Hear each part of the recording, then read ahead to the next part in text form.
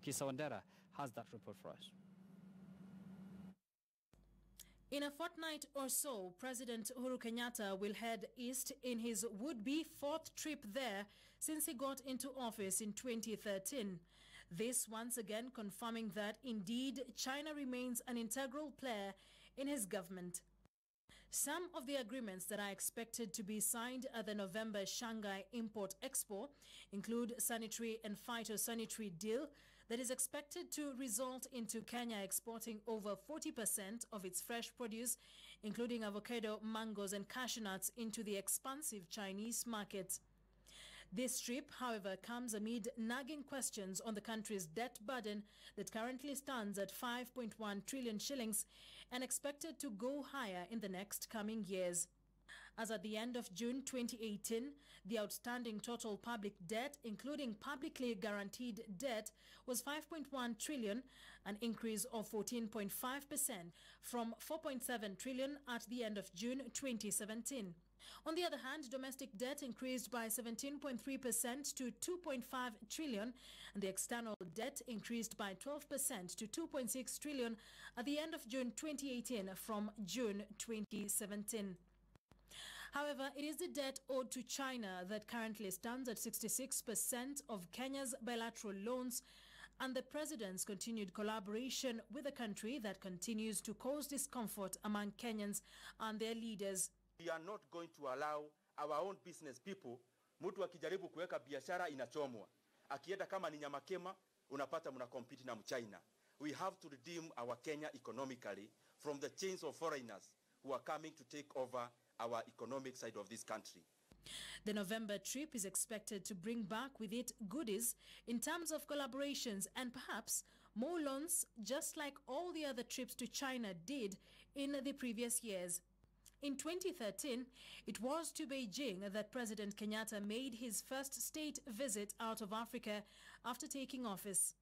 That visit resulted in the financing of the first phase of the standard gauge railway from Mombasa to Nairobi. In 2017, the president was among the world leaders invited to the Belt and Road Initiative Forum in Beijing, which Kenya was set to reap from the infrastructure program designed to connect Asia, Europe and Africa through the Lamu Port, South Sudan-Ethiopia Transport Lapset Corridor. Just recently, in early September, President Kenyatta made way to the east again for the 2018 China-Africa Summit and secured loans and grants for Kenya through public and private partnership deals worth billions of shillings and more than 230 billion in loans and grants to execute President Kenyatta's Big Four agenda. China's share of Kenya's external debt is currently at 5.5 billion shillings, and with the president making yet another trip there, question is, will the president bring back with him goodies for the Kenyan citizens or plunge them into a debt trap? Akisa Wandera, KTN News. Thank you, Akisa, for that report. Let's now flash back to Uhuru's infancy. And many people will always read history having been made in the books, but very few actually witness such events whenever they occur. One woman in Kakamega is lucky to have been there when history was being made. Mama Frida Shibonje, a retired nurse, is on record as having been the nurse who helped deliver Kenya's fourth President Uhuru Kenyatta. Tonight, Shibonje shares her experiences of October 26th, 1961, when the current president was delivered at the Aga Khan Hospital in Nairobi. Willie Lusige caught up with her, and here is our story. Take a look.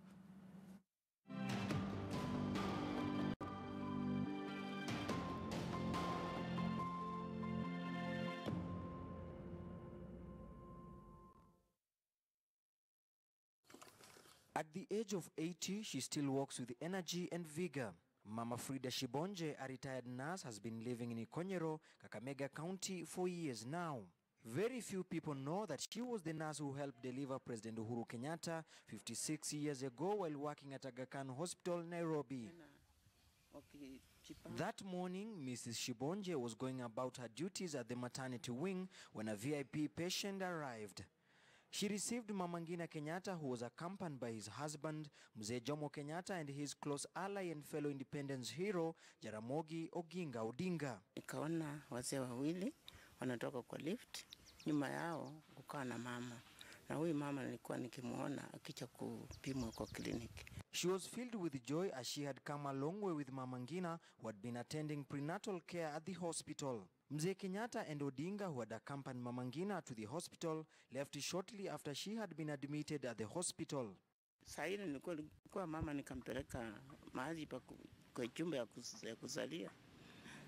Sikurudi kujua ameenda wapi. Jomo Kenyatta's sixth child was born to his young third wife Ngina at 4 p.m. on October 26.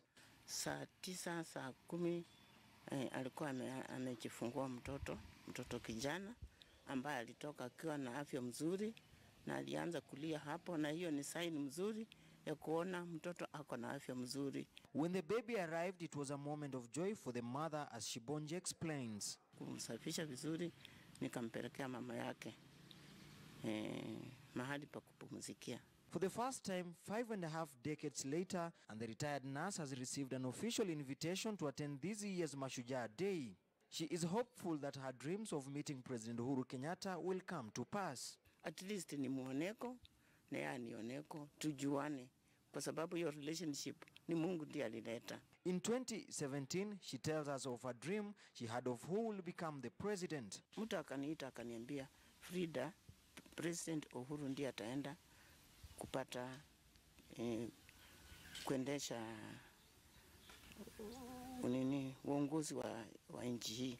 Even at her age, she's currently working in the community, making sure that she helps everyone in the society live happily many years after she retired. The mother of 6 who has retired to a quiet life in the village still cherishes her job and offers volunteer maternity services to her community and hopes President Uhuru Kenyatta will offer a helping hand.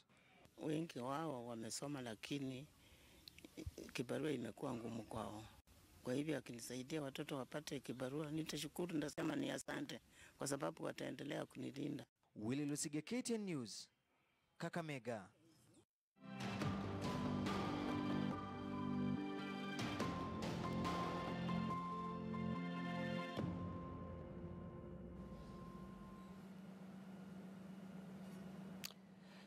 Thank you, Lusige, for that report. Now, the mysterious death of a Nigerian national, allegedly at the hands of police, has sparked fear and fury among the Nigerian community living in Kenya.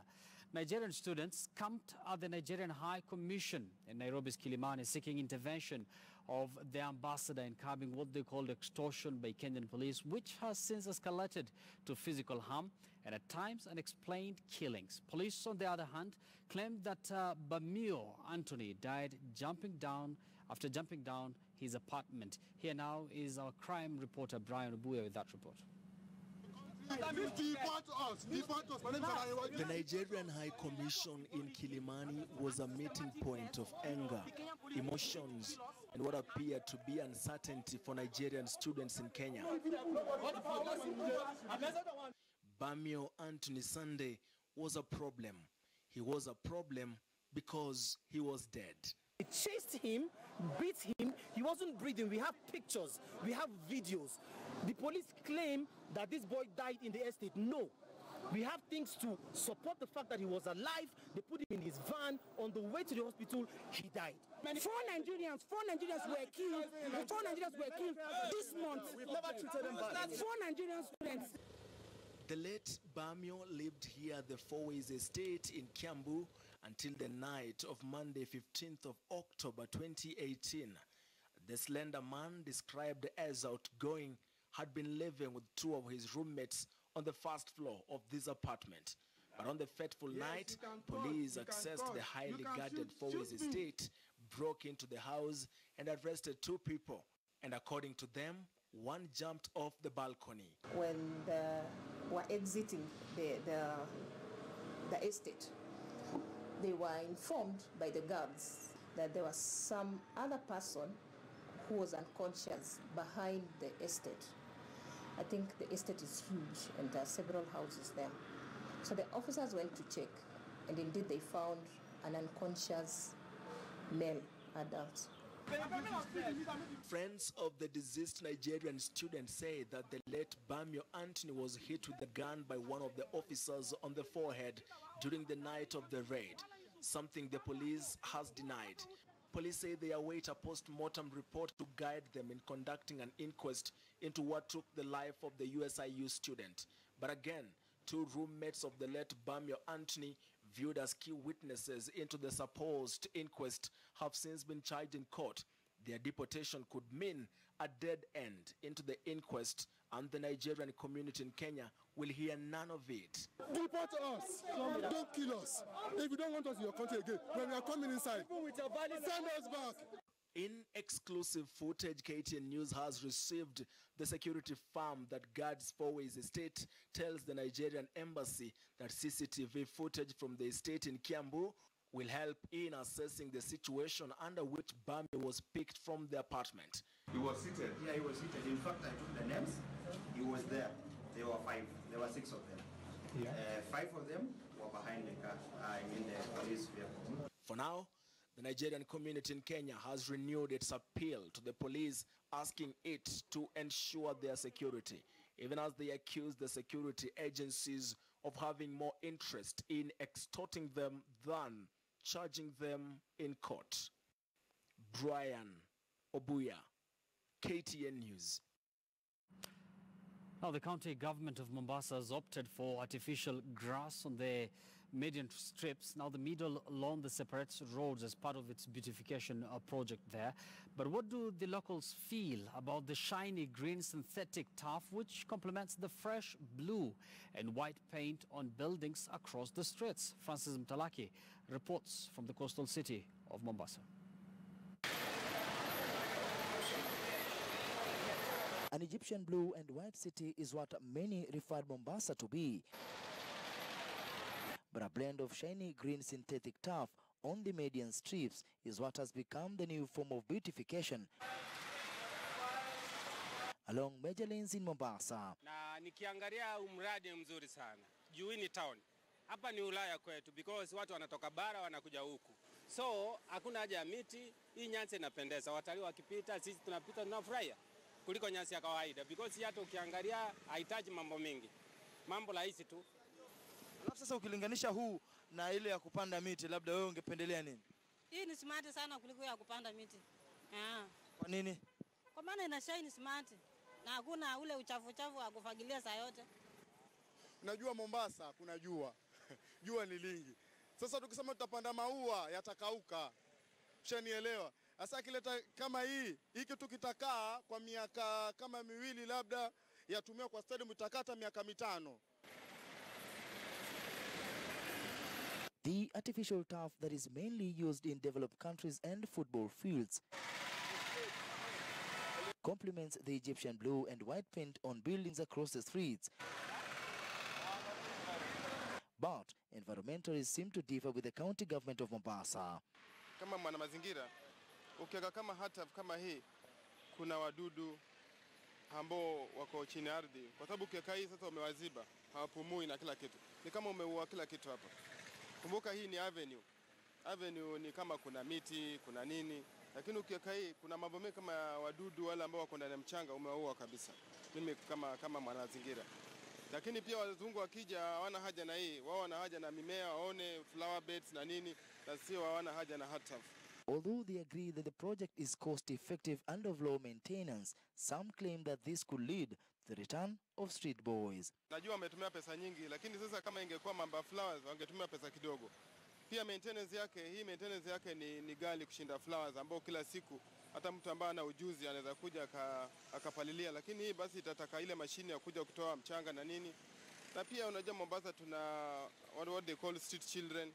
Pia kuna hali duni ya yani uchumi wa watu wengi. Sisi wa Mombasa tunasema mgeni njoo mwenyeji afaidi. Kwa sababu ile chokora kama anaweza kulala, akilala sawa, na kuna maskari wameandikwa kazi yao nini?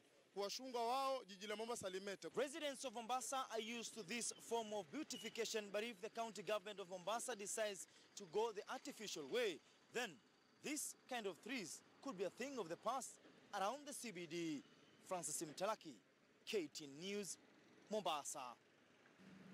From Mombasa, let's cross over to Nyeri County, where residents there are curiously awaiting the results of tests conducted on a gas that was discovered in Kieni constituency. Experts from the Geothermal Development Company, that is GDC, spent the better part of the day conducting tests on the newly discovered gas. The strange gas was discovered yesterday during the drilling of a borehole in Mwereri village. Upon discovery of the gas, the workers at the borehole site notified county officials, who in turn notified the company, and the drilling of the borehole has since been stopped pending results from tests. Tupeana result kwa county ndio watatoa matokeo kwa wananchi. Lakini kwa sasa msiogope, niseme ati kuna kitu ilifanyika. So sisi tulikuja tukafanya sampling yetu. Now, the people of Homa Bay County will have to wait a little longer before the elected members of County Assembly could get back to the House and carry out meaningful business, as Tuesday chaos saw Speaker Elizabeth Ayo sustain injuries, and she has since adjourned the House indefinitely. The County Assembly members are embroiled in an unending wars over House leadership positions that is now threatening the integrity of the Assembly. But while one faction is accusing the other of attempting to impeach the Speaker, the other camp is accusing the Speaker of bias. The Assembly is at crossroads, and Kevin Ogutu has that report for us. The fight over the position of the leader of majority party in Homa Bay County Assembly has scuttled the operations of the House for nearly 3 months now.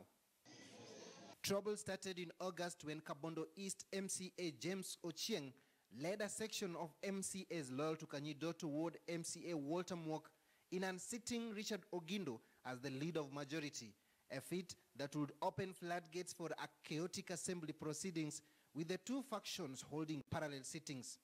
But after intervention by ODM National Treasurer Timothy Bosire at Orange House, Ogindo relinquished the seat to Mwok, but upon return, the assembly chaos erupted again.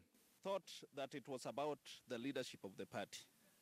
When we came back from Nairobi, we realized that kumbe, it was not about the leadership of the party.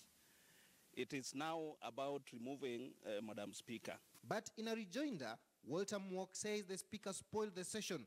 Both parties had agreed to share the four positions so coveted by the two factions, that of the leader of majority party and deputy, majority party whip and the deputy. The four positions went to Ogindo, Mwok and their allies. In the process of going through the communication, she went beyond and touched on something she did not talk about. Like which one? Like the membership of Assembly Service Board.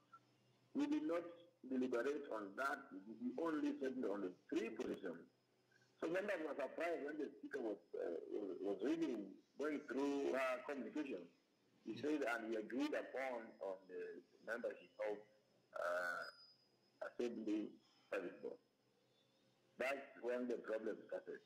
This, as the whereabouts of the Assembly mess, the symbol of the Speaker's authority in the House remained unknown. When we came back, we found out there was no mess. You know, the mess is the symbol of authority. I don't know whether she went to the mess or he changed the position of the mess. We still don't know, but the reporter mattered. The wrangles in the County Assembly has seen standard journalist James Omoro sustain injuries while covering the demos, with the County Assembly staff not spared as well. But as it appears, the membership of the Assembly Service Board seems to be the next battlefront. The 16th October handshake between Walter Mwok and Richard Oginde seems not to have yielded much, and now all eyes are trained on top ODM leadership to rein in and bring sanity to the leadership of County Assembly of Homa Bay. Kevin Ogutu, KTN News, Kisumu. Now, another Rongo University student has died under mysterious circumstances. The decomposing body of Kevin Ngui was found next to River Kuja, 2 kilometers from the campus. For this and other stories, here is our news roundup. Up next. Rongo University is back on the spotlight again after losing another student under mysterious circumstances. Kevin Ngui, a fourth-year student of Bachelor's in Tourism and Hospitality, disappeared from the institution on the 9th of September, only to be found 3 weeks later, dead. His decomposing body had been dumped near River Kuja, approximately 2 kilometers away from the campus. Rongo University Vice Chancellor Samuel Gudu confirmed the death and asked students to be careful in the relationships and the company they keep. The death follows that of late Sharon Otieno, whose death has been in the news over the last 1 month. And in Kakamega, another student's murder occurred at Lugusi Boys Secondary School. The student was stabbed several times by a fellow student.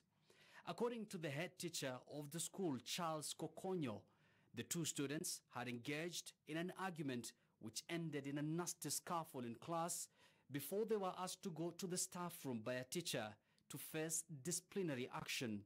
The attacker is reported to have sneaked to the staff room armed with a knife and lunged his colleague, inflicting a deep cut on the left shoulder. Austin, DC, died at Royal Hospital as he was being treated. Tuliweza kukimbia pale na kupata wale watoto. Mmoja tulimpata akiwa bado hajafariki, lakini alidungwa kisu hapa kwa shingo. Alikuwa na deep cut. Na alipokimbizwa hospitali hapa Malava, unfortunately akakuwa pronounced dead. Meanwhile, violence broke up minutes after Machakos County Assembly held a successful Bunge la Mashinani initiative in Yatta. The open-air assembly, presided over by Speaker Florence Mwangangi, was debating a bill seeking to ensure bus parks are constructed in all towns along busy highways.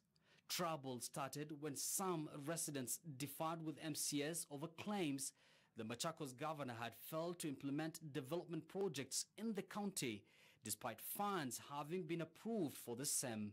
Police officers had a rough time calming the situation. Some